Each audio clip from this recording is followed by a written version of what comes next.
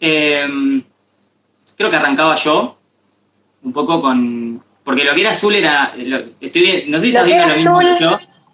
Sí, estoy viendo lo mismo que vos, lo que era azul era tuyo, sí, espectacular esta organización. Les juramos que tuvimos una reunión un día de 1 hora y pico para decir más o menos cómo nos íbamos a organizar, pero bueno. Para organizar el vivo, exactamente. Sí. Bueno, básicamente queríamos arrancar contando que hay como diversas maneras de abordar las primeras entrevistas. ¿En qué sentido diversas maneras? Las primeras entrevistas pueden ser de muy estructuradas a semiestructuradas a inestructuradas. ¿Qué quiere decir estructurada o inestructurada? Bueno, digamos, la cantidad de protocolización que yo tenga de esa primera entrevista, es decir, la cantidad de preguntas que yo ya tenga pautadas para hacerle a mi paciente, o por el contrario, si es inestructurada, no voy a estar con una guía tan rígida para hacer las primeras entrevistas. Partiendo desde esta base, lo que quiero decir es que no hay una manera de hacer las primeras entrevistas, sino que creo, Rochi, que tal vez coincidirás conmigo, lo charlamos en el llamado previo, en los diversos cursos, cuando uno va haciendo varios cursos de psicología clínica, vas viendo que hay como diversas maneras de encarar las primeras sesiones. Yo te contaba cuando organizábamos un poco el vivo, que en algunos cursos era más estructurada, con una serie de preguntas fijas, y en otros no. Yo lo que les quería transmitir a los chicos del otro lado, en mi opinión al menos, sé que compartimos algunos datos donde en algunas cosas éramos más estructurados, en otras menos, acerca de tratar de no estructurar tanto la primera sesión, ¿sí?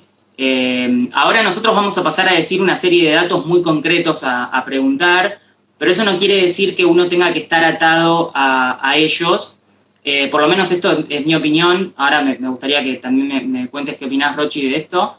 Pero para hablar en términos de ACT, que vos me entendés, y supongo que muchos de los que están del otro lado también están en el tema, de algún modo el protocolo de una primera entrevista, de ser muy rígido, se puede constituir en una serie de reglas verbales que uno como terapeuta va siguiendo de modo rígido, y puede llegar a suceder que uno deje de estar en contacto con el contexto y con lo que le está pasando al paciente. Podría llegar a suceder. Un poco hoy, digamos, recién me fui a andar en bici y estaba pensando en el vivo y un poco todo esto que íbamos a charlar, y pensaba en las primeras entrevistas de mi paciente. Vos frename cuando estamos con el tiempo justo para hacer el pase. ¿Estamos bien? Sí, estamos bien, sí. No, igual no cronometramos cada idea particularmente, pero como tenemos bien, varias cosas para hablar. Para que entre todo, si no, haceme alguna seña de truco o algo y estamos. Te guiño. Claro.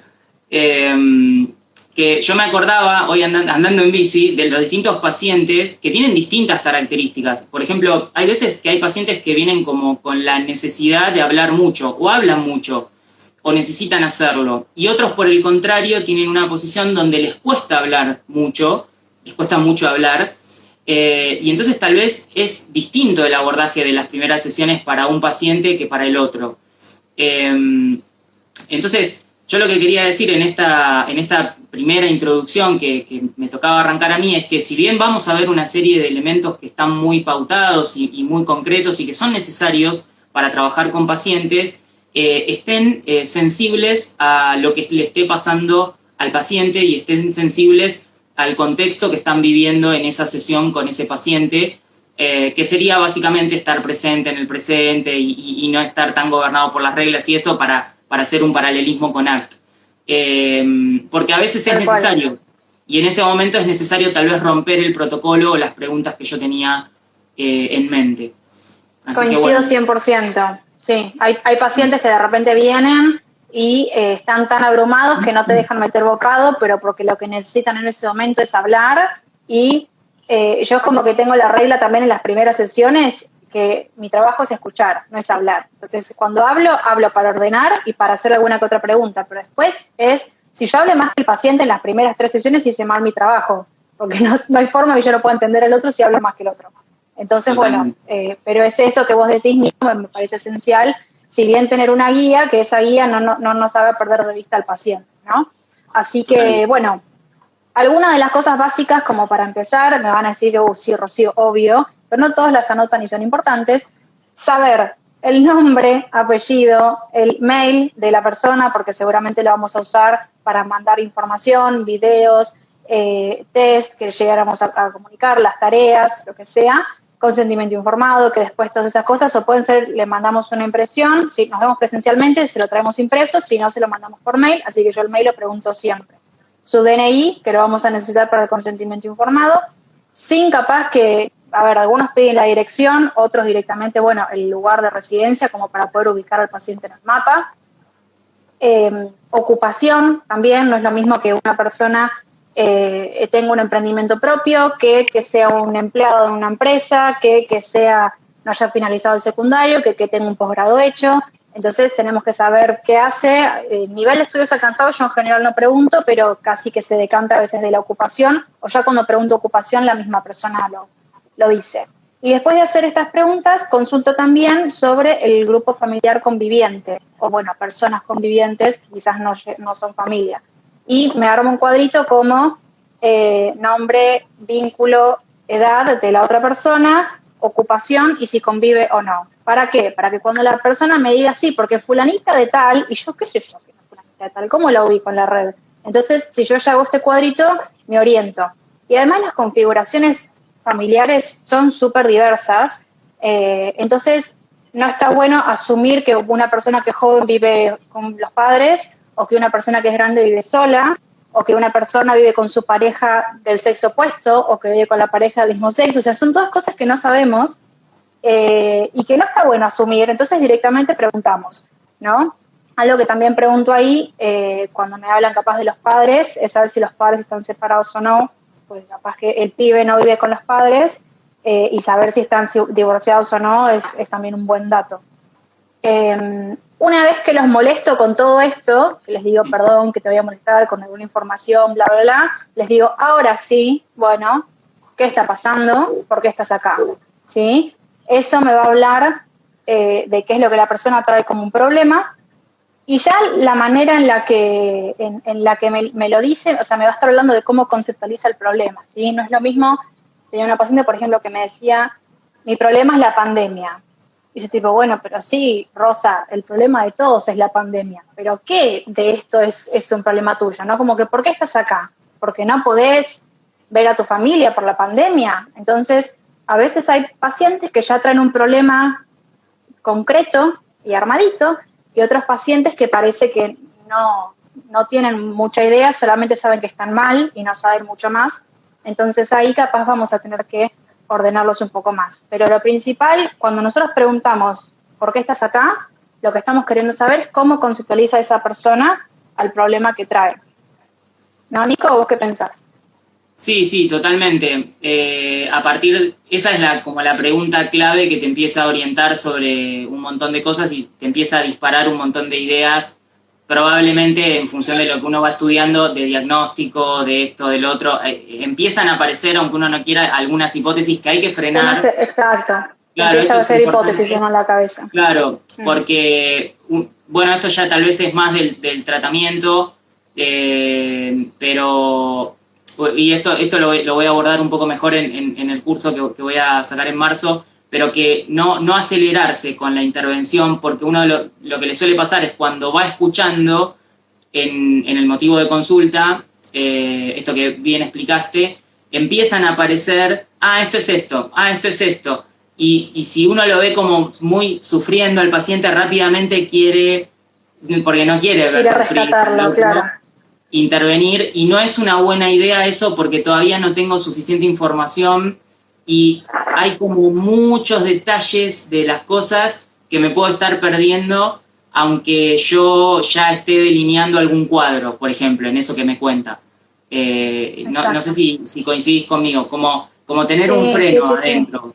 Escucho, me parece, diagnóstico puede ser esto, puede andar por acá, pero vamos despacio, porque, no sé. Es esto que decías antes, ¿no? Que nuestra mente va a estar diciendo cosas y las reglas y bla, bla, bla, y nuestra mente, con la formación que tenemos, acá nos dice tag, tendría que ser resolución de problemas, intolerancia e incertidumbre. O sea, mi mente, cuando yo estoy atendiendo, me empieza a tirar, ¿no? A bombardear. Sí, y yo es como, bueno, pará. Lo dejo estar, obviamente, pero aún con todo eso dando vuelta ahí, escucho. Porque después, lo que manejamos son hipótesis y que algunas después se quedan, otras se corroboran, pero es importante que no nos quedemos acá metidos y que nos perdamos del paciente que tenemos enfrente. Sí, totalmente. Y no mandar una intervención donde todavía tal vez no está afianzada la relación terapéutica, que es todo, digamos, y puede ser problemático porque todavía no se hizo psicoeducación, no se socializó el modelo, entonces como que estar atento a eso. Pero sí, totalmente, esa pregunta es crucial. Y un dato más que agregaría muy, muy breve es que a algunos pacientes les cuesta hablar, con lo cual yo ahí lo que hago, no sé si te pasó en alguna oportunidad, es cuando lo noto, que incluso a veces se nota en la posición corporal, esto es muy subjetivo, ¿no? Pero pacientes que por ahí están así, con las piernas cerradas, con el cuerpo cerrado, no hablan, y entonces tal vez decir, ¿querés que te pregunte yo? ¿Querés que te ayude con algunas preguntas para... Tomate tu tiempo, no te preocupes, no es necesario que contestes ya todo, o digamos, y empezar a preguntar, y en general te dicen, sí, me ayudaría si me preguntás, si vos me podés preguntar. Exacto. Porque me cuesta. Bueno, sí, claro, te pregunto, y empezás con algunas preguntas, eso también es interesante tenerlo en cuenta. Sí, así es, sí, estoy totalmente de acuerdo con lo que estás diciendo. Algunos pacientes es como que si les haces preguntas, sienten que los estás interrumpiendo y no va, y es válido, ¿no? Hay que esperar a ver cuál es el estilo del otro, y hay pacientes que al revés, no saben qué decir y está bueno que uno los ayude con preguntas. ¿Y qué pensás, Nico, Perdón, te interrumpí. No, que en general suele pasar o por lo menos desde mi experiencia, no lo vi en una investigación esto, con pacientes bastante traumatizados, que vienen con tal vez con historias, digamos, que tienen un perfil más bien border o digamos con TEP, o esos pacientes pueden venir muy asustados o muy como con dificultad de expresarse, y hay que generar un contexto muy, muy, digamos, suave con el tono, con la forma para recibirlo, es muy importante. En mi experiencia, igual los pacientes con trastorno por estrés postraumático no te cuentan sobre el trauma en la primera, ni en la segunda, ni en la tercera sesión. Hace falta ahí una relación terapéutica fuerte y que te conozcan para poder empezar a comentar algunas de esas cosas. Che, Nico, ¿y qué pensás de preguntarle al paciente qué piensan otras personas, otros significativos, ¿no? De cómo él ve el problema o de lo que sea que trae? Sí, es fundamental porque, digamos, nosotros desde el análisis del comportamiento, desde las terapias de tercera ola, desde la TCC, desde todas las terapias basadas en evidencia, sobre todo suponemos y entendemos que la conducta del otro, como todo, es un estímulo y tiene una función, puede cumplir una función para nosotros. Entonces las diversas comunicaciones que hagan los familiares, las parejas, los amigos acerca del problema, si tiene que hacer otro tratamiento, si no, mirá, yo hice Reiki, me hizo bárbaro, anda por acá, eso puede obstaculizar la propuesta de tratamiento nuestra, que en general no es tan atractiva como el Reiki, por ejemplo. O bueno, el comportamiento mismo respecto del problema, bueno, no te preocupes, eso no es nada. O un ejemplo que vamos a dar un poquitito más adelante acerca de una cosa típica en la agorafobia, donde los familiares, en afán de que la persona no se sienta mal y de ayudar, cumplen un rol de refuerzo negativo y por lo tanto mantienen el problema. Entonces las actitudes, sin decirle obviamente al paciente, vos creés que alguno de tus familiares mantiene tu problema, por ejemplo, o está incidiendo para que eso se mantenga, no. Pero vas preguntando, bueno, ¿y qué hace? ¿Y qué onda la relación con tal respecto de esto que te pasa, por ejemplo?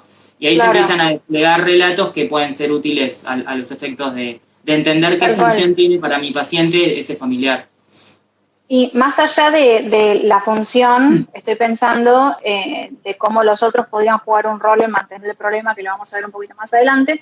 Estoy pensando que a veces, sin tener que hacer una sesión vincular con un otro significativo que podría ser de informante, con hacer esta pregunta, ¿qué piensa tu papá de esto? ¿Qué piensa tu pareja de esto? ¿Qué piensa tu hijo de esto? Ya el paciente nos va a decir, no, mi papá piensa que yo soy una estúpida. Bueno, la verdad que si citamos a ese padre, probablemente sea un padre un poco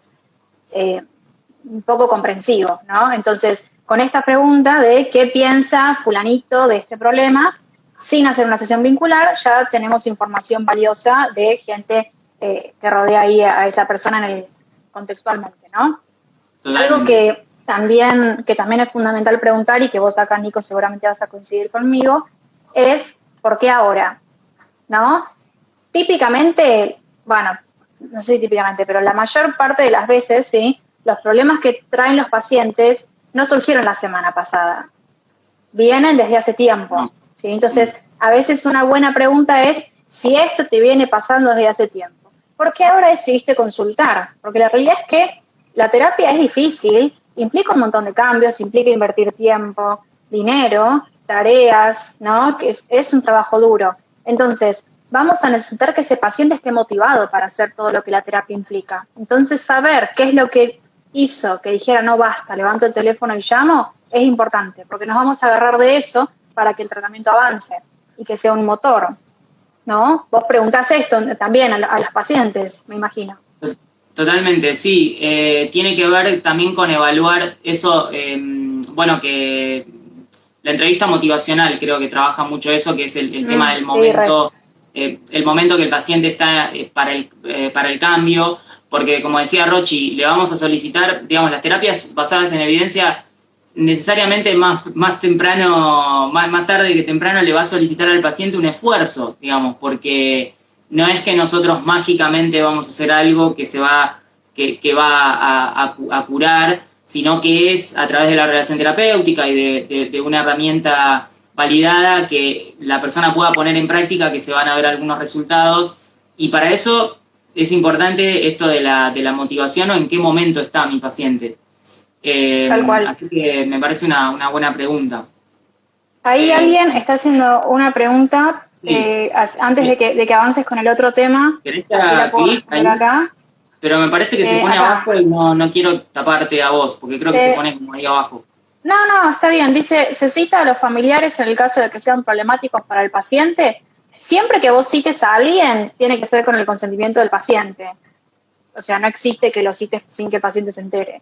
Claro, y depende el caso, siempre esto es el caso por caso. Yo nunca de entrada cito a los familiares. Va a depender si la temática sí o sí es vincular. Por ejemplo, tenía una paciente que uno de los primeros motivos de consulta era que se llevaba muy mal con su papá, ¿no? Y que el padre no la entendía. Entonces tuvimos 2-3 sesiones y yo dije, o este padre es así de rígido como me lo marca esta paciente, o esta paciente me está reportando algo que no puede ser tan así, porque me sonaba que era difícil que ese padre fuera tan rígido. Bueno, le pregunté, che, ¿qué te parece si citamos, bla, bla? Porque además si tu papá supiera lo mal que te está haciendo esto, porque la chica lloraba. Probablemente, no te lastima adrede, probablemente haría otra cosa si supiera. Bueno, dale, está bien, hicimos una sesión vincular, ese padre efectivamente era rígido, o sea, la chica tenía razón, ¿no? Pero bastó una sola sesión para que ese padre se conmoviera de ver a su hija llorar, y si bien en esa sesión estaba como rígido, duro y que no aflojaba nada, fue un antes y un después, porque a partir de entonces ese padre se puso más comprensivo, una persona con la que se podía hablar un poco más y que estaba más atento a qué sus conductas podían dañar al otro. A ver, excepcional, porque nunca me pasó, fue la primera y única vez que hice una intervención así y funcionó espléndidamente. No es garantía que va a funcionar siempre así, pero bueno, en ese caso funcionó y ahí, bueno, era una relación problemática, pero era problemática tranquila, no es que había una situación de violencia, por ejemplo. Así que bueno.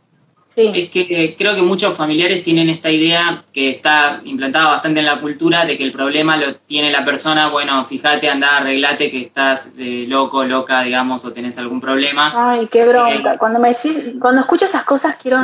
No voy a decir quiero matar gente porque no queda bien, pero pasa mucho, digamos, en lo popular, no tienen la idea así sistémica de que las relaciones, de que el contexto que tenemos nosotros más actiana, sistémica o conductual, sino que tienen la idea de que, bueno, una persona tiene un problema y ese problema, digamos, es de ella o de él y, bueno, en fin, lo tiene que resolver. Exacto. Entonces, hacer esa comprensión es un salto de paradigma difícil, porque desde la perspectiva popular es como que todo el mundo tiene el otro paradigma, y me pareció muy, muy piola esta intervención que hiciste, y tal vez seguramente lo que movió o desajustó es uno de esos paradigmas al menos, ¿no? Decir, bueno, ¿qué está pasando acá? ¿Qué estoy haciendo yo también para que se produzca, claro, que mi hija esté así? Así que, nada, súper interesante. Bueno, después, digamos, continuando en este proceso de evaluación, una pregunta muy, muy importante, porque en general, a ver, toda la psicopatología produce algún tipo de inhibición en algún tipo de función social, personal, laboral, de algún tipo. Digamos, básicamente, si vos lees todo el DSM vas a ver que creo que el criterio C siempre es el C o el D, dice genera inhibición significativa en los ámbitos sociales. Entonces, ver qué está afectando eso que le ocurre al paciente, además del malestar que le produce, si son las relaciones, si dejó de trabajar, si no puede hacer algo que antes hacía, es importante indagar sobre eso, ¿no? Entonces, acá habíamos anotado la pregunta, ¿qué deja de hacer? O qué quisiera hacer y tal vez no puede como consecuencia del problema. Tal vez quiere iniciar una carrera, tal vez quiere iniciar a hacer un curso, una actividad que le gusta mucho, pero lo está postergando o algo que tenga que ver con el problema, ¿no? Esto es muy importante porque... larga, ¿no? Sí, ahí la leí. Voy a comentar esto y después la respondo, si te parece. O bueno, la respondes vos. Sí, como quieras. Con esto de, digamos, qué es lo que la persona deja de hacer a causa del problema, quisiera hacer y no puede hacer, es importante porque si no a veces asumimos, como esta señora que me dijo, mi problema es la pandemia. Bueno, bárbaro, ¿cómo la pandemia es un problema para vos? Pues yo no entiendo cómo es un problema para vos. Para otros les vino como anillo al dedo, no salgo más de mi casa, hago home office. Entonces, aún si me trae el problema armado, yo no entiendo cómo eso le afecta. Entonces necesito saber qué es lo que deja de hacer a consecuencia del problema que quisiera hacer o qué cosas quisiera dejar de hacer y no puede dejar de hacer, ¿no? Y junto con esto ya también vamos a preguntar cuáles son los objetivos que tiene. Claro. No me quiero ir del tema, así podemos responder estas dos cosas. Dale. Alguien preguntó si de entrada se establece la cantidad de sesiones o se va viendo. Para establecer la cantidad de sesiones tenemos que terminar el proceso de evaluación, que dura entre 3 y 5 sesiones. Y si la persona está muy apurada, también le podemos decir, ordenemos con más frecuencia y además no hay soluciones mágicas. O sea, claro, las dos cosas hay que decir. Porque... Totalmente. Yo creo que eso último que dijiste, más allá de que podemos estimar algún tiempo, me parece fundamental regular las expectativas, porque muchos pacientes ansiosos, como yo, pueden llegar y decir, no, yo ya no llegaría con eso, porque ya sé cómo es el proceso, pero uno puede llegar a terapia y bueno, ¿y esto cuánto tarda? ¿Cuánto me lo saco de encima? No, pará, esto magia no es, todavía no tenemos tratamientos de 1 o 2 sesiones. En realidad sí, puede ser un flooding, o sea, una exposición por inundación, pero hay que tener mucho cuidado con ese tipo de exposición. Podría durar 1 o 2 sesiones, pero no tenemos ese tipo de tratamientos y hay que ver qué problemática tiene también, y yo lo que digo ahí muchas veces es, primero, bajo las expectativas, sin decir, acá no se puede hacer nada, es todo un desastre, no, solamente decir, mirá, tenemos que tomarnos el tiempo, y por otro lado decir, me olvidé lo que iba a decir, no, que hay muchos factores que pueden, digamos, surgir y afectar al tratamiento. Por ejemplo, si de repente aparece la pandemia o aparece una situación contextual que hace que vos no puedas venir tanto, o de repente justo estás atendiendo otra situación porque un familiar se te enfermó y entonces no podés prestarle tanto atención a los ejercicios. Bueno, son imponderables, como se llama, que no somos magos, dice acá Brian. Sí, bueno, claro. Sí. O sea... Rochi, te escucho cortada, a ver si estás allí. Sí, ¿Vos me escuchás bien? También te escucho mal, me parece que, no sé si yo tengo mala conexión, debo ser yo, pero bueno. Igual más o menos fui entendiendo la idea y fui siguiéndote. Después alguien acá había preguntado si esto de qué deja de hacer tiene que ver con la motivación. Bueno, gracias, sí. Ana. Gracias, Ana. Sí, esto que preguntábamos tiene que ver con la motivación. Bueno, algo que dije así como un poco rapidito, pero con estas preguntas que vamos haciendo también tenemos que preguntarle al paciente cuáles son los objetivos que tiene con la terapia, ¿no? Qué es lo que espera como el mejor de los resultados. Y en general en esos objetivos muchas veces, bueno, te debe pasar, Nico, la gente dice, yo quiero sentirme bien. Bárbaro, pero objetivos emocionales son muy difíciles porque manejar las emociones es como manejar el clima, o sea, bueno, el clima ni siquiera es, pero las emociones podemos regularlas pero no controlarlas. Entonces, decir me quiero sentir bien es un pésimo objetivo. Tratamos de que los objetivos sean conductuales. Cuando vos te sientas bien, ¿qué cosas te vería haciendo? ¿Sí? Entonces, si la persona hace eso, quiere decir que alcanzamos el objetivo independientemente de cómo se sienta. Bueno, eso es básico. O cuando también dicen, para las personas que rumian mucho, se preocupan mucho, quiero dejar de rumiar o dejar de preocuparme. Bueno, también, bárbaro, es un objetivo cognitivo al que vamos a apuntar, pero que es mejor decir, si no estuvieras rumiando, ¿qué harías en lugar de eso? Y te diría, y me vería con amigos, saldría a patinar. Bueno, entonces esos van a ser cosas medibles de nuestro progreso y de nuestro cambio. Claro, básicamente apuntar a valores. A valores en conductas, porque también yo quiero ser más perseverante no es algo alcanzable. ¿Qué harías si vos fueras más perseverante? Quiero resaltar lo de la conducta, claro, conducta, sorry, yo con los pacientes soy igual, machaco. Bueno, después acá tenemos esto de, bueno, soluciones intentadas. Esto es re importante. Creo que viene de sistémica, ya ACT, también el contextualismo funcional plantea algo de esto, pero la idea es que muchas veces el problema que trae el paciente no es el problema, sino que el problema es la solución intentada y fallida a ese problema. ¿Qué corno acabas de decir, Rocío? Espérenme que explico. Supongamos que una persona tiene ansiedad y para lidiar con esa ansiedad se toma un clonazepam, ¿sí? O para lidiar con esa ansiedad abusa de sustancias, otras sustancias, o para lidiar con esa ansiedad deja de ir a ver amigos porque tiene ansiedad social, ¿sí? El intento de solución, o sea, la persona está intentando regular su ansiedad de una manera disfuncional, entonces la realidad es que es el problema, ¿sí? Claro. Entonces, sí. Ese intento de solución es lo que resulta problemático. Entonces, por eso le preguntamos a la persona, bueno, trajiste este problema, perfecto. ¿Qué soluciones intentaste? No todas las soluciones que traiga van a ser disfuncionales. Algunas capaz les sirven, capaz de repente, justo a una paciente que atendí esta tarde, cómo hacía para lidiar con la ansiedad y una de las cosas que me dijo es salir a comer, salir a caminar o a correr, escuchar música, tratar de distraerme, bueno, ¿no? Esas cosas son funcionales, las podemos juzgar de esa forma. No le solucionan el problema de base, pero sí son una manera de regular la ansiedad que no le traen consecuencias negativas o dañinas a su salud o a su integridad a largo plazo, ¿no? Sí. Pero bueno, sí, si es algo que lo aleja de los valores, vamos a decir esto no. Si es algo que lo acerca a sus valores y que no es dañino, vamos a decir, bueno, perfecto, esto sí.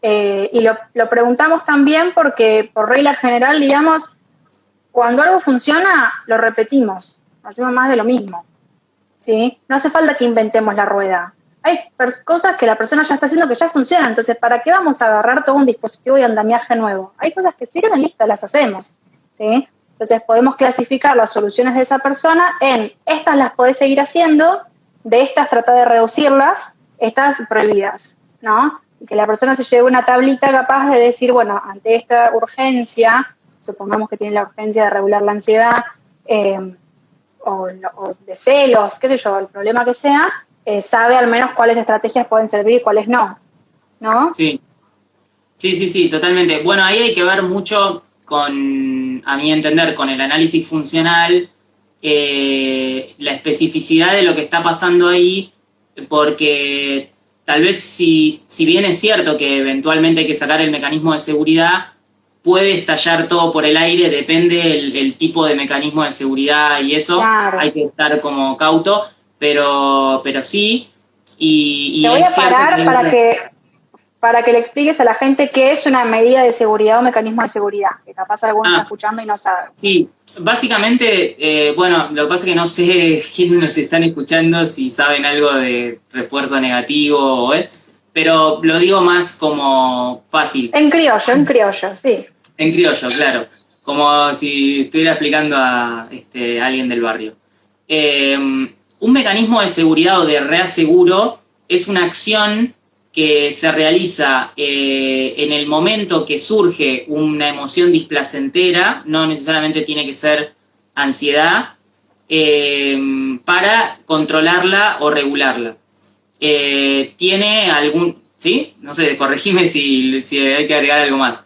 Pero básicamente es una acción que se hace posterior o en el momento que me surge una emoción que yo considero negativa. En realidad las emociones son las emociones, pero a mí no me gusta sentir ansiedad, no me gusta estar triste, entonces empiezo a hacer una acción que intenta regular o controlar esa emoción. Paradójicamente, ese intento de control, que parece una solución, por eso Rochi decía recién lo de preguntar el intento de solución, ese intento de solución, repito, es la continuación o la prolongación en el tiempo del problema.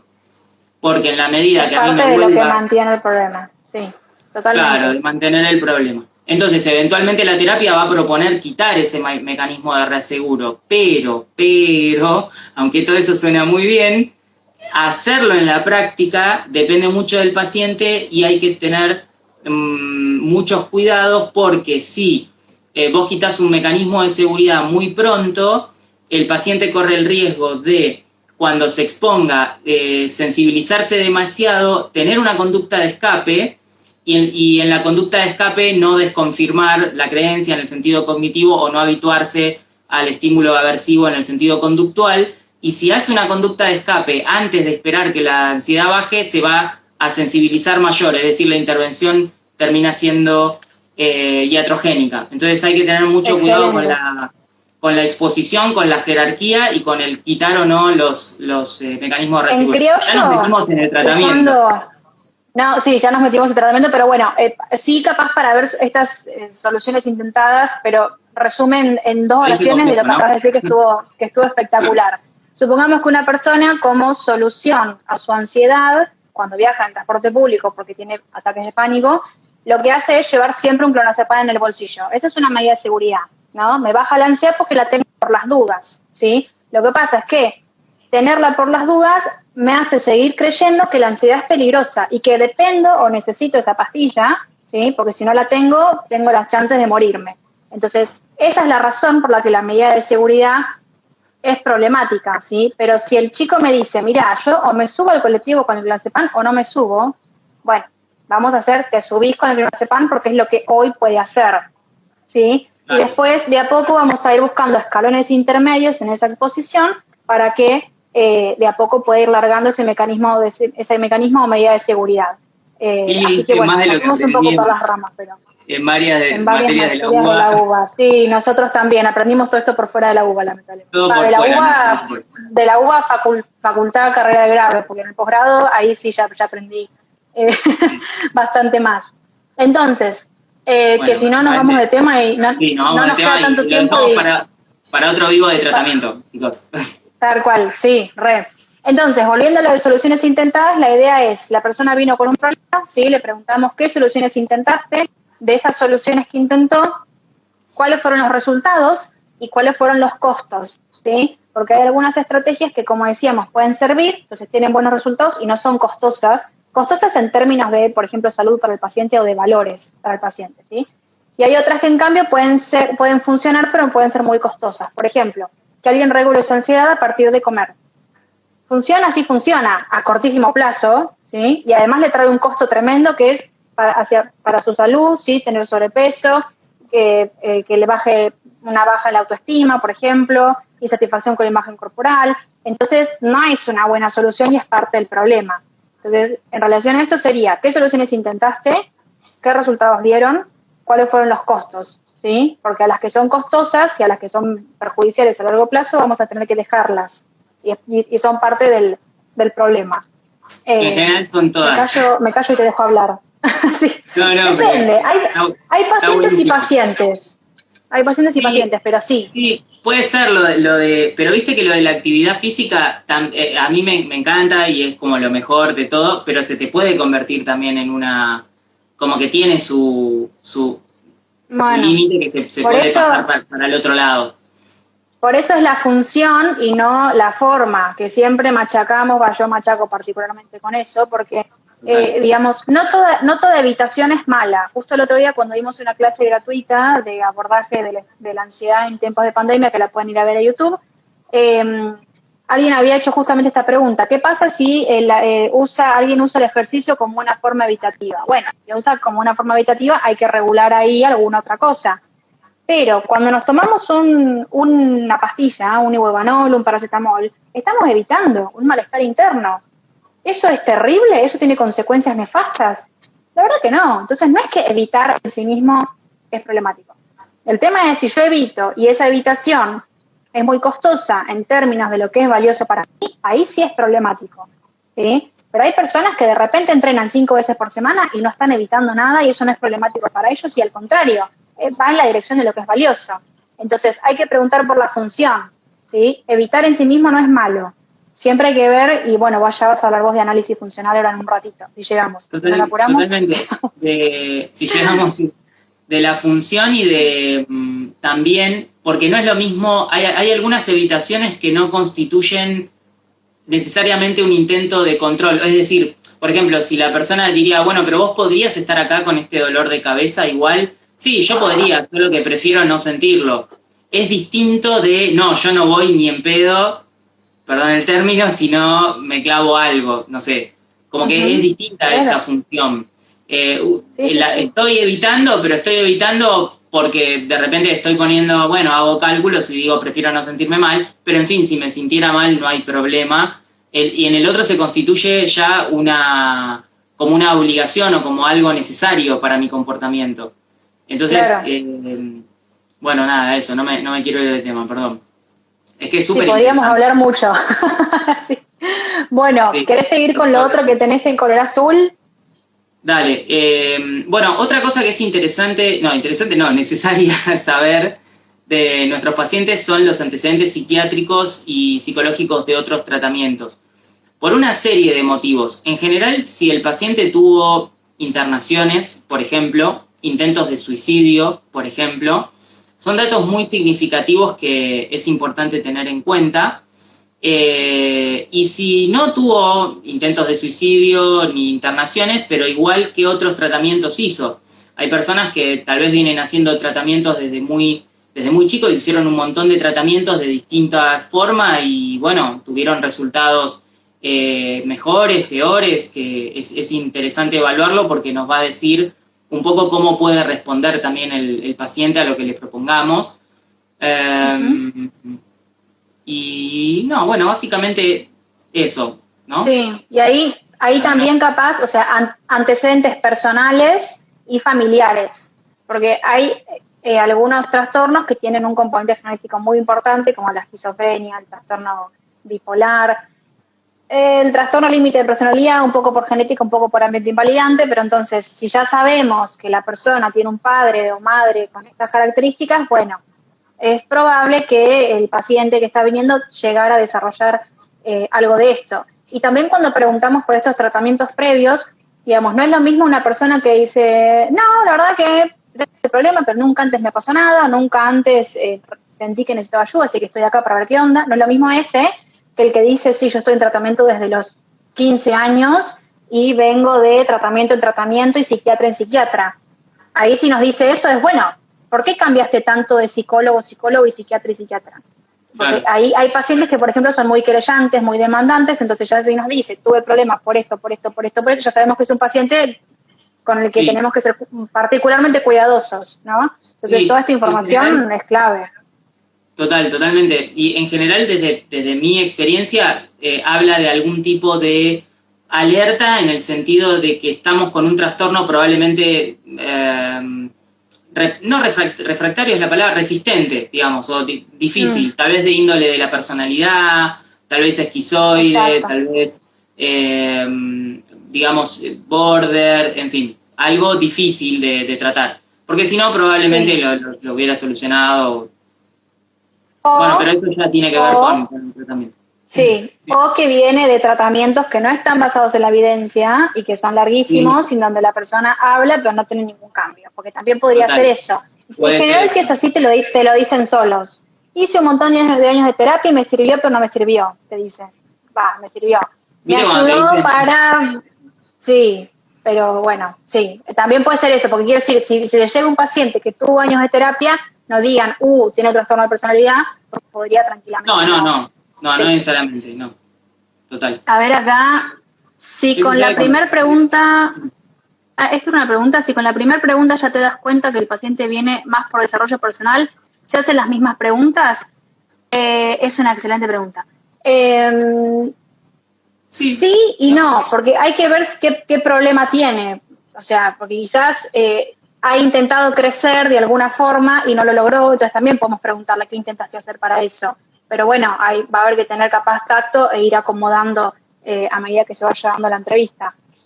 La otra pregunta dice, ¿qué sucede cuando el paciente ya sabe que padece un trastorno o cree saber sin haber recibido un tratamiento? Tenemos que arribar nosotros acá, porque capaz él viene y dice, me diagnosticaron con bla bla y nada que ver. Así que independientemente de aquello con lo que venga, nosotros vamos a hacer nuestra evaluación. Claro, no, sí. Totalmente. Le decís, no, bueno, está bien, entiendo que te dieron ese diagnóstico, que vos viste eso. A veces buscan mucho en Google hoy en día para ver qué tienen, pero tenemos que hacer la evaluación. Vos lo dirigís al proceso del tratamiento. Sí, tal cual. Acá hay otra pregunta, pero que no tiene que ver con primera entrevista y nos vamos a ver mucho del tema. Nos quedan 15 minutos nada más. Así que preferiría que la salteemos. Si tenemos tiempo, la retomamos después, ¿sí? Voy yo con esta otra cosa. Algo que también tenemos que preguntar es si la persona está con tratamientos médicos o psiquiátricos o de cualquier tipo en curso en el momento. Capaz, sí, ya tomo medicación psiquiátrica, tomo benzodiazepina, bla, bla, bla, bla, tal dosis, lo que sea, o si de repente capaz, no sé, está haciendo kinesiología porque tiene un problema en la rodilla y tiene que hacer kinesiología todo el año. Bueno, tenemos que saber en qué anda la persona. Esto es importante. Mucha gente, por ejemplo, toman anticonceptivos y cuando uno le pregunta por medicación no dicen nada, porque lo tienen tan naturalizado que se olvidan. Entonces, por los anticonceptivos pregunten siempre, porque tienen efectos secundarios, y también pregunten por sustancias, porque a mí me ha pasado decir, ¿tomás algo? ¿Consumís algo? No, y a las 6 sesiones decime, pero yo fumo marihuana. ¿Y para qué? Pregunto. Por la marihuana pregunten directamente, porque está tan naturalizado que la gente es como que, si no le preguntas directamente, no responden. No lo toman, claro. Pero bueno, cualquier sustancia tiene efectos, entonces tenemos que estar sabiendo qué es lo que está pasando.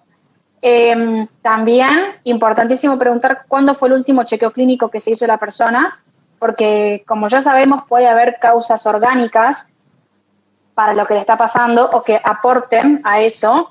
Por ejemplo, el hipotiroidismo no tratado causa una depresión, y una depresión orgánica, o sea, ahí no hay TCC que aguante.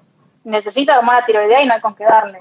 Entonces, yo tengo como condición de tratamiento, por ejemplo, que te hayas hecho el chequeo clínico durante el último año y si no te lo hiciste, que te comprometas a sacar turno durante la próxima semana. Es para mí, digamos, como básico, condición de tratamiento, saber que la persona en qué anda, ¿no? Por si hay alguna cuestión orgánica.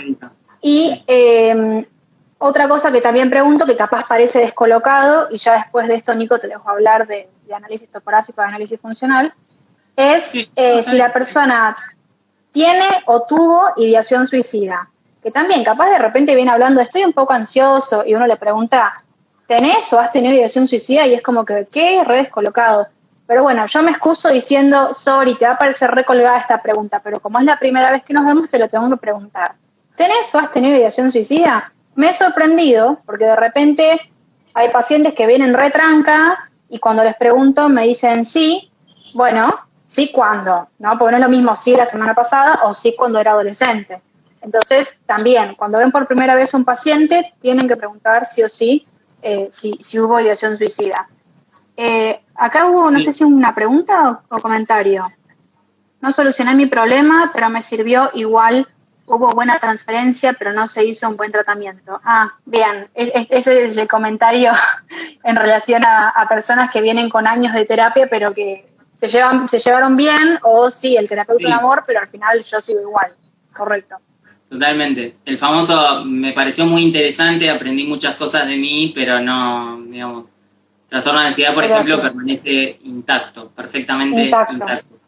He tenido pacientes con 15 años de psicoanálisis y con trastorno de ansiedad perfectamente inmodificado. Porque, bueno, nosotros lo sabemos, si no haces exposición, el estímulo condicionado no se va a cambiar de función y va a elicitar la respuesta, y es imposible hacerlo de otro modo. Pero bueno, eso es otro tema para otro vivo. Así que, bueno, y de análisis funcional, ¿qué íbamos a decir? Vamos a explicar un poquito qué es, básicamente. ¿Qué es en el contexto de primera entrevista? Que, claro, en análisis topográfico y funcional yo los veo como dos cosas distintas, pero entiendo que son la misma, pero ¿cómo lo enmarcarías dentro de la primera entrevista? No hacer un análisis tremendo, sino primera entrevista, ¿cómo lo enmarcas? Claro. A ver, déjame pensar cómo lo explico. El análisis funcional es una herramienta clínica, probablemente la herramienta clínica fundamental o principal de todo psicólogo basado en evidencia. De hecho, el Exaflex, que es un mapa de diagnóstico ENACT, ¿sí? De los 6 procesos de la flexibilidad o inflexibilidad psicológica. Si estoy hablando en chino para alguien, perdón, pero estamos muy rápido. Está basado en el análisis funcional. Las intervenciones que hacemos respecto a la ansiedad están basadas en el análisis funcional. Lo que hacemos por ejemplo, en activación conductual está basado en el análisis funcional, aunque no hagamos el análisis funcional pormenorizado. Pero es una herramienta para explicar la conducta humana. Y esto es muy importante porque es importante entender que es una herramienta para explicar, diferente que describir la conducta, que es lo que hace, por ejemplo, el DSM o los distintos manuales. Lo que hace el análisis funcional es explicar por qué la conducta funciona como funciona y por qué se mantiene, básicamente. O sea, va a la causa de la conducta. Para hacer eso, trabaja con 3 términos principales. Hay algunos que dicen que hay más de un análisis funcional, porque a lo largo de la historia diversos autores, Cantor y otros, han puesto como en la famosa contingencia de 3 términos, que es el estímulo, la respuesta y las consecuencias, han puesto como más elementos, el organismo y han puesto otras cosas, pero básicamente el análisis funcional es uno solo, desde lo que yo lo voy entendiendo ahora, y es esa contingencia de 3 términos. Me parece que estoy yendo muy teórico, ¿no? Sí, hay gente que no sabe lo que significa contingencia.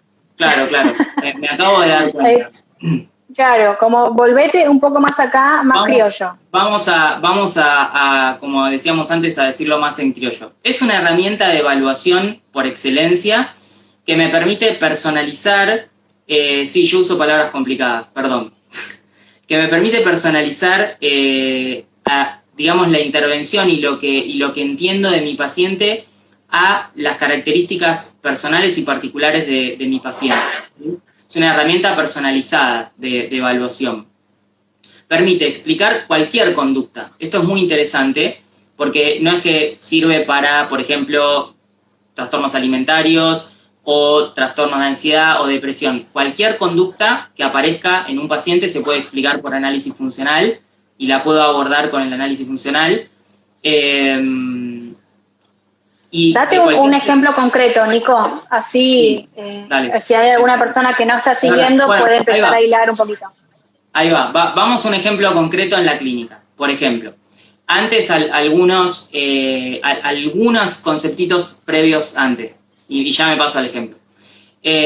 La conducta es un continuo, ¿sí? En el sentido de que yo, por ejemplo, ahora estamos comportándonos de alguna manera en este vivo. Yo antes de este vivo me estaba comportando de alguna manera, años atrás me estaba comportando de alguna manera, y hasta que muera me voy a comportar, digamos, hasta los últimos momentos. Es decir, que la conducta es un continuo. Lo que hace uno con el análisis funcional es hacer un recorte de un episodio conductual problemático para mi paciente. Por ejemplo, yo tengo un paciente que viene, me cuenta que le pasa esto, que le pasa al otro, que fue a jugar al fútbol, que esto, que el otro, y en un momento, por ejemplo, me dice que se va a juntar con los amigos, típica reunión con amigos en un departamento donde están todos juntos. ¿Cómo suele ser esas reuniones? Mucha gente, un espacio con mucho calor, como con el ambiente muy viciado, y eso en general a las personas que tienen pánico les puede suceder que ese estímulo gatille una respuesta de ansiedad, ¿sí? Entonces, yo hago un recorte de la conducta de mi paciente desde que llega a ese departamento, entra, percibe ese ambiente caluroso, viciado, desarrolla la respuesta de ansiedad y posteriormente a la respuesta de ansiedad empieza a hacer algunas acciones de control. Por ejemplo, va al baño, se refresca la cara o busca una ventana o un balcón para poder salir y refrescarse, por ejemplo. Y yo recorto la conducta de mi paciente. ¿Mi paciente se estaba comportando antes? Sí. Venía de la cancha de fútbol, a hablar con los padres. ¿Se va a comportar después de ese episodio de ansiedad? Sí, también va a seguir comiendo, bueno, con algo de malestar, pero lo que me permite el análisis funcional es recortar y evaluar un episodio conductual problemático, así le llamo, para después poder intervenirlo en las variables que lo mantienen. En ese caso que estoy dando el ejemplo, las variables que lo mantienen son ese estímulo que se ha vuelto condicionado de esos espacios cerrados. Además se empiezan a generalizar, no es tan fácil esto porque se empieza a combinar ese estímulo con salir con los amigos los sábados, entonces empieza a ocurrir los fines de semana más que otros días. Si está en un vestuario, tal vez donde el ambiente va a entrenar y está en un vestuario, el ambiente es como muy viciado también, puede ser que elicite la respuesta también. Y se empieza a generalizar la respuesta de ansiedad.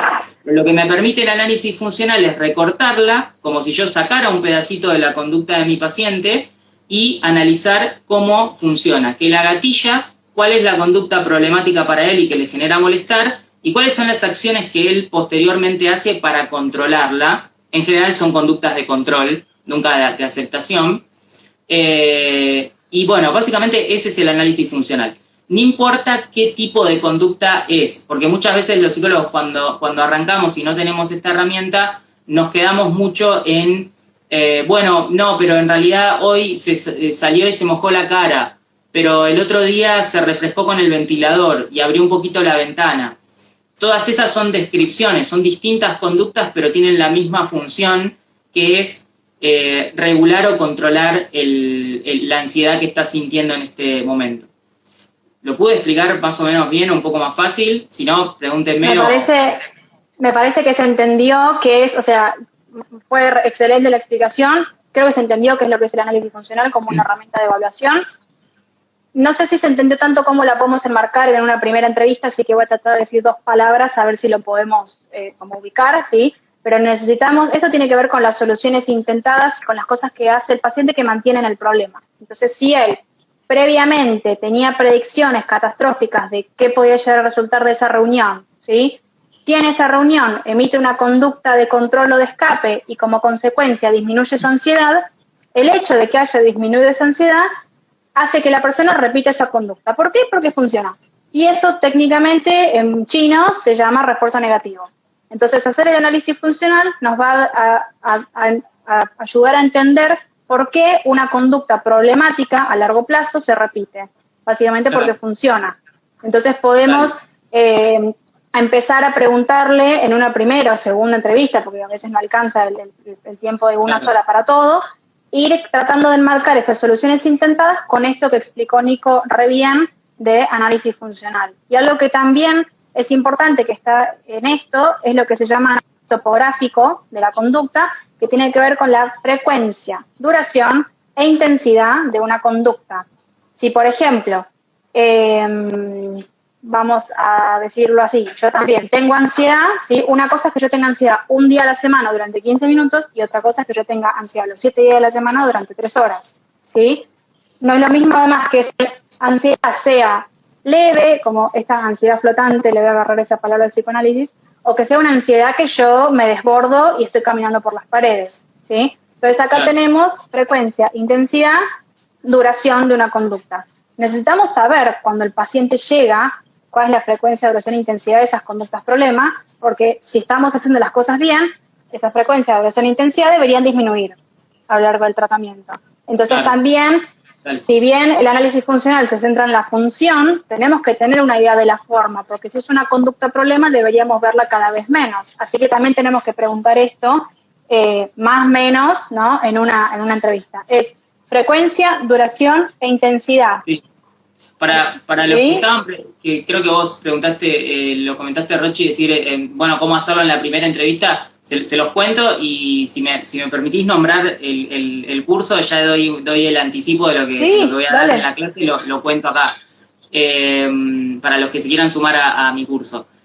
Básicamente yo por lo menos lo hago del siguiente modo, tengo el cuaderno y escucho, pero el paciente no sabe qué es un estímulo, qué es una respuesta, pero yo le voy preguntando, ¿y qué pasó? ¿Y dónde estabas? No, porque me agarró una cosa acá.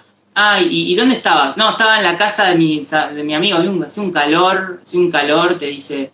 Y entonces yo lo que hago es, en mi cuadernito, ya tengo la ABC, por ahí marco, y voy y marco los dichos de mis pacientes, y arriba chiquitito le pongo A, le pongo B, le pongo C. Y voy construyendo las relaciones funcionales, sin decirle a mi paciente todavía, si le tengo que explicar algo sobre lo que le pasa, pero esa es la manera. Voy anotando las frases y le voy poniendo arriba si es el estímulo que desencadenó, si es la respuesta y si es la consecuencia. ¿Y después qué hiciste? No, y después como estaba así, me sentía tan mal, fui al baño y me lavé la cara. Lavar cara, refuerzo negativo, me lo anoto. Y así voy construyendo las relaciones funcionales. Que son todas hipótesis que después tenemos que como volver a preguntar, ver si es un patrón que se repite, bla, bla, bla, pero en una primera entrevista ya podemos obtener un montón de esta información valiosa. Acá alguien pregunta, este análisis sería con cada conducta problema, seguramente tengamos un par que charlar incluso en la primera entrevista, ¿no? Sí, puede haber. La primera entrevista, claro, sí, puede haber muchas. Digamos, yo tengo pacientes que de repente hablan poco y nada, y en la primera entrevista yo tengo 40 minutos, por ejemplo, y estoy 10 puntos, 40. Y pacientes en donde preguntar todo esto me toma 3 sesiones, o sea, hay de todo. Sí podemos empezar a pescar algunas conductas problemas ya desde el inicio, pero bueno, esto es una primerísima entrevista, pero sí. Sí. No sé si, Nico, vos te quedaste con ganas de decir algo en particular o si tienen ganas de formular en los minutitos que nos quedan alguna que otra pregunta que no dijimos. Sí, no, respecto a esta última pregunta me pareció re interesante y un par dice que charlar incluso en la primera entrevista. Claro, lo que pasa que tal vez no lo vas a poder hacer todo en la primera entrevista como explicaba Rochi, y vos lo que vas a hacer es ir. Ya te digo, la conducta es un continuo. El paciente se comporta con la pareja, con la madre, con el padre, va al cine, vuelve. Pero hay momentos que le generan lo problemático y otros que no. Por ejemplo, una vez que este paciente entra, desencadena la respuesta de ansiedad fisiológicamente por el tiempo baja o hace algún efecto de control, bueno, después ya está. Probablemente se ponga a comer y demás, entonces ya está. Pero ese es un recorte. Ahora, por ahí después me dice, llegué y me peleé con mi hermana porque la puta madre, no sé qué, siempre me deja la cosa. Bueno, ese es otro episodio conductual que se empieza a construir. Y a ver qué pasó cuando llegaste. No, porque siempre me dice, y entonces yo construyo otra relación funcional en función de ese otro problema. Y eventualmente la idea después es modificar las contingencias, que son las variables que mantienen la conducta, ¿no? Es el desafío. Así es. Perdón, las primeras entrevistas... Me apasiona el tema y hablo mucho. Bueno. Está bien, pero somos los dos, ¿viste? Yo de repente empiezo y digo, hablé mucho, como que no me cayó la boca, no lo dejé hablar a Nico. No, yo hablé más. Creo que los dos podríamos, seguir hablando de esto. ¿Hay un tiempo determinado de duración para las entrevistas? No, yo personalmente atiendo 40 minutos, pero porque, bueno, nada, yo tengo un tema, soy muy disciplinada y hago mucho trabajo entre sesiones, leo, investigo, releo la sesión, me tomo todo el trabajo para mandarle el mail al paciente, entonces lo atiendo 40 minutos, pero te diría casi que trabajo 1 hora y 10 con cada uno, por todo el trabajo extra que yo hago después. Recortándolo a 40 minutos me sirve para que los dos acotemos y no nos vayamos por las ramas, porque si no los pacientes vienen y te cuentan cómo estuvo su semana y no nos ponemos a trabajar. Entonces, a mí me sirve hacer la sesión de 40 minutos para que lo aprovechemos al tiempo. De esa forma no llegan tarde, cuando llegan se ponen a hablar de lo que necesitamos hablar. Otros atienden más tiempo, yo hay veces que siento que me quedo corta, pero bueno, es un tiempo que más o menos manejo. Otros atienden capaz cerca de 1 hora. ¿Vos cuánto atendés, Nico, por ejemplo? Yo 1 hora, en general una hora completa, porque bueno, atiendo en forma privada y sí, 1 hora. 1 hora y después hago todo el trabajo también. Lo que intento, esto ya es para otro tema, pero intento no cargarme de tener muchos pacientes para poder hacer una dedicación personalizada, que no se me pase nada, digamos. No, nunca me gustó trabajar esto con obra social, tener 18 pacientes por día, no por no hacerlo, sino por no poder brindar una buena atención. Pero 1 hora. Sí, pienso igual. Pero bueno, esto es variable. Yo les diría, si están empezando, prueben capaz con 45, 50 minutos y después ajustan para arriba o para abajo lo que les termine sirviendo. Acá Guido pregunta, hola Guido, ¿todo bien? Buena esa pregunta, muy buena. ¿Cómo varía el tratamiento entre una persona con un diagnóstico específico y alguien que va por desarrollo personal? Excelente. ¿Querés ir vos, Nico? Me gusta. Sí. Bueno, mirá, en principio... ese es, primero, tener en cuenta que es cómo viene la persona. Asumamos que así dice y así es verdad, no tiene ningún diagnóstico y es por desarrollo personal. Bueno, las mismas habilidades conductuales, los mismos principios de modificación de la conducta que permiten, digamos, la adquisición de algunas conductas o la remisión de otras conductas, le van a permitir adquirir ciertas habilidades que necesita para el desarrollo personal. Y el mismo análisis funcional que sirve para analizar cualquier conducta de cualquier ser humano y no humano, o sea, de cualquier animal, no humano, no sé, de un extraterrestre, de cualquier organismo animal, claro, sí, sirve a los efectos de encontrar, porque si viene para desarrollo personal, probablemente se haya encontrado con algún obstáculo para ese desarrollo. Exacto, asumo yo. Exacto. Es decir, quiere desarrollarse personalmente, pero hay algo que está dificultando ahí. Bueno, análisis funcional de eso, para ver qué es lo que está pasando ahí. Eso iba a decir lo mismo, como bueno, ¿cuáles son? Porque a ver, la persona quiere crecer, pero por algo está buscándolo con nosotros y no lo hizo solo. Entonces, ¿cuáles son los obstáculos? ¿Qué soluciones intentó? ¿Cuáles funcionaron? ¿Cuáles no? ¿Cuáles fueron los costos de esas soluciones? Algunas preguntas se van a terminar repitiendo. Y es lo más común que las personas no vengan con un diagnóstico y que tengan problemas que no encajan en las categorías. Eso no quiere decir que no necesiten ayuda y que no merezcan capaz tener un tratamiento. Pero sí, ante todo el diagnóstico es solamente un puntito de la conceptualización del caso. No hablamos de conceptualización del caso hoy. O sea, eso es un tema como para hacer una clase de 3 horas entera. Porque no sé si quieres en 1 hora llegamos a hablar de conceptualización del caso bien, como ya sé que vos y yo querríamos hablar. Sí. Así que bueno, como que claro, tengan en cuenta eso, ¿no? El diagnóstico es solamente un punto de la conceptualización del caso, que es el mapa que va a guiar el diseño del tratamiento y el desarrollo del mismo. ¿Sí? Bien. ¿Vos decís que los abrumamos? ¿Hablamos un montón? ¿Nos habrán entendido? Sí, hay más preguntas. Yo creo que sí, porque había algunos comentarios reforzantes muy lindos por ahí arriba.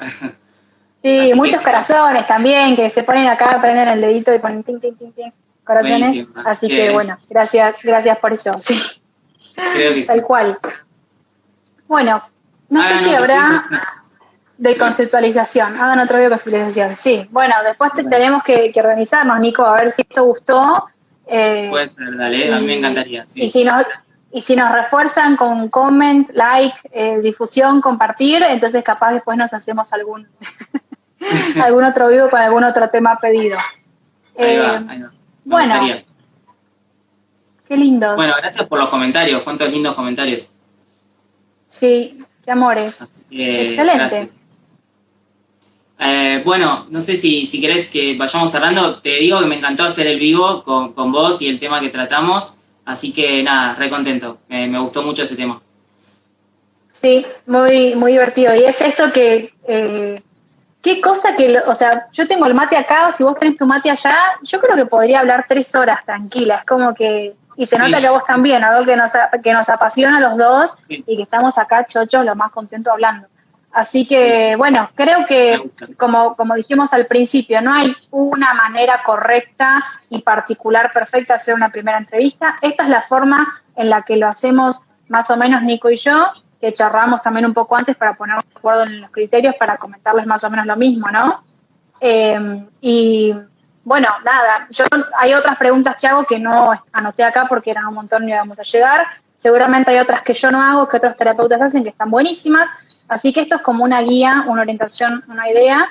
Y bueno, y esto que quiero comentarlo a propósito. Si conocen a alguna persona que está medio reticente a hacer terapia, que dice, che, la verdad que quiero empezar, pero no sé qué onda, bla, bla, bla, bla, pues ¿por qué no te mirás este video para que entienda un poco de qué va la mano, ¿no? Y que en esta corriente, en este tipo de terapia de práctica basada en la evidencia, no nos vamos a poner a preguntar sobre cosas del pasado que no tienen nada que ver con el problema actual del paciente. O sea, si sale, sale, pero no vamos a ir a indagar ahí. De lo que se trata es que la persona tome conciencia de cómo se mantiene su problema y de que empecemos a hacer cosas para resolverlo, digamos, cortito y al pie, como el eslogan de Sigo Simple.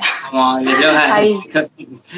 Claro, sí, tal cual. Totalmente. Así que bueno, si querés, vamos cerrando, Nico. Dale, vamos cerrando y bueno, seguimos en contacto y tal vez pinte hacer otro vivo. Me gustó mucho y sabés que soy fan de la cuenta. Me gusta mucho lo que hacen ahí en Psicosimple, así que nada, seguiremos en contacto. Igualmente por allá, siempre cuando alguien viene para preguntarme, che, ¿algún curso de acompañamiento terapéutico? Yo voy y mando tu Instagram, así que está acá el... Perdón, porque te tengo que decir que no lo estamos dando más actualmente ese curso. Va a venir otro de iniciación. Sí, perdón, porque te corté -10, pero no, sí. Porque me preguntaron varios y claro, no, pero eso es confusión nuestra, porque Eduquera tiene una Eduquera 1.0 que era cuando dábamos el curso de AT y el Eduquera 2.0 que ahora estoy yo y voy a hacer un curso de iniciación a la clínica que va a consistir en 5 módulos donde vamos a trabajar la teoría, la evaluación, el tratamiento y, digamos, después el vínculo terapéutico, básicamente, para decirlo muy pronto. Okay. Pero no tenemos más el de AT, así que lamento.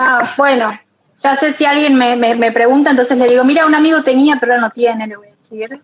No tiene. Y bueno, qué bueno entonces que vas a estar sacando un curso, me encanta que seamos cada vez más páginas que difundimos y que hacemos que estas cosas sean accesibles, porque es muy difícil hoy, y también está bueno que uno pueda empezar a hacer estos cursitos antes de recibirse, ¿no?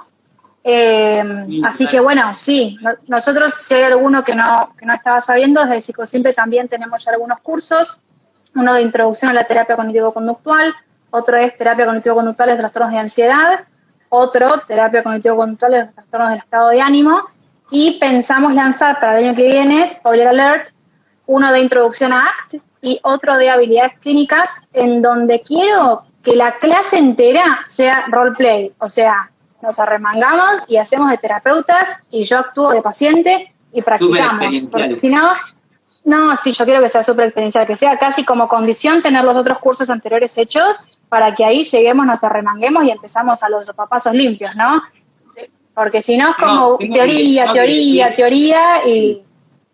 Tengo que decir que los comentarios de los cursos de ustedes son excelentes. O sea, tienen devoluciones de los chicos muy, muy buenas. Así que, nada, miren un poco qué están haciendo los chicos, porque evidentemente cuando hay tan buenas devoluciones hay algo bueno del otro lado. Algo debemos estar haciendo bien. Ojalá que así sea y aportemos nuestro granito de arena. Bueno, me parece que los dejamos así, dejamos de hacer marketing y la dejamos a la gente ir a cenar y hacer sus vidas. Dale, ahí va. Bueno, dale. Rochi, bueno, Nico, un gusto. Y saludos a todos. Un gusto también. Dale, nos vemos. Chau, chau.